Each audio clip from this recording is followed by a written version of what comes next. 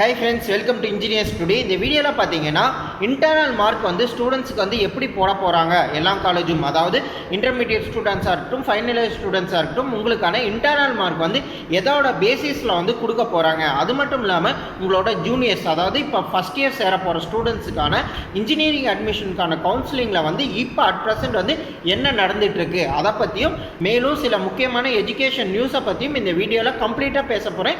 ஏதோ ஒரு விஷயம் உங்களுக்கு எல்லாத்துக்குமே யூஸ்ஃபுல்லாக இருக்கும், அதனால் கம்ப்ளீட்டாக இந்த வீடியோவை பாருங்கள், ஸ்கிப் பண்ணாதீங்க. ஃபஸ்ட்டு ஸ்டெப் பை ஸ்டெப்பாக வந்துடலாம்.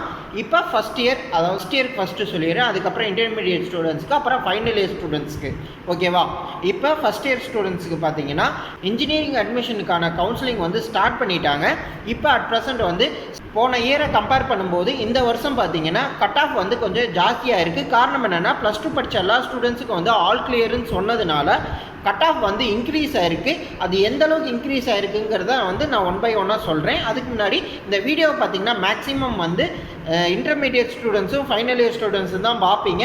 ரொம்ப கம்மியாக தான் வந்து ப்ளஸ் டூ முடிச்சுட்டு இப்போ காலேஜுக்கு போகிற ஸ்டூடெண்ட்ஸ் வந்து கம்மியாக தான் பார்ப்பீங்க. ஆனாலும் நம்ம சேனலை பார்ப்பீங்க, அதில் எந்த வித மாற்றமும் கிடையாது.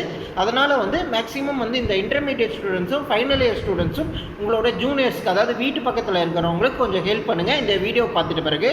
அதாவது இப்போ ஃபஸ்ட்டு வந்து ஸ்போர்ட்ஸ் கோட்டாக்கு வந்து கவுன்சிலிங் வந்து ஸ்டார்ட் பண்ணிட்டாங்க. அதுக்கப்புறம் பார்த்தீங்கன்னா மாற்றுத்திறனாளிகளுக்கான கவுன்சிலிங் வந்து ஸ்டார்ட் பண்ணிடுவாங்க. அதுக்கப்புறம் பார்த்தீங்கன்னா கம்ப்யூட்டர் சயின்ஸ், பயாலஜி குரூப் இல்லாமல் சில ஸ்பெஷல் குரூப் எடுத்திருப்பாங்க ப்ளஸ் டூவில், அவங்களுக்கான கவுன்சிலிங் நடக்கும். அதுக்கப்புறம் பார்த்தீங்கன்னா நார்மலான கவுன்சிலிங், அதாவது ஜென்ரல் கவுன்சிலிங்பாங்க.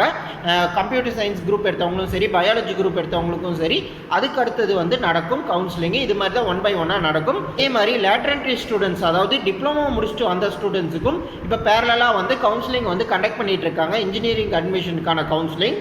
அதில் ப்ளஸ் டூ முடிச்சு வந்த ஸ்டூடெண்ட்ஸுக்கு தான் மேக்ஸிமம் வந்து கட் ஆஃப் வந்து இன்க்ரீஸ் ஆகிருக்கு. டிப்ளமோ ஸ்டூடெண்ட்ஸ்க்கெல்லாம் மேக்ஸிமம் வந்து ஆவரேஜாக போன வருஷம் எப்படி இருந்துச்சோ அதே மாதிரி தான் இந்த வருஷமும் இருக்குது. காரணம் என்னென்னு மறுபடியும் சொல்லணும் அவசியம் கிடையாது. ப்ளஸ் டூ படித்த எல்லா ஸ்டூடெண்ட்ஸுக்கும் வந்து ஆல் பாஸ் கொடுத்தது தான் காரணம்.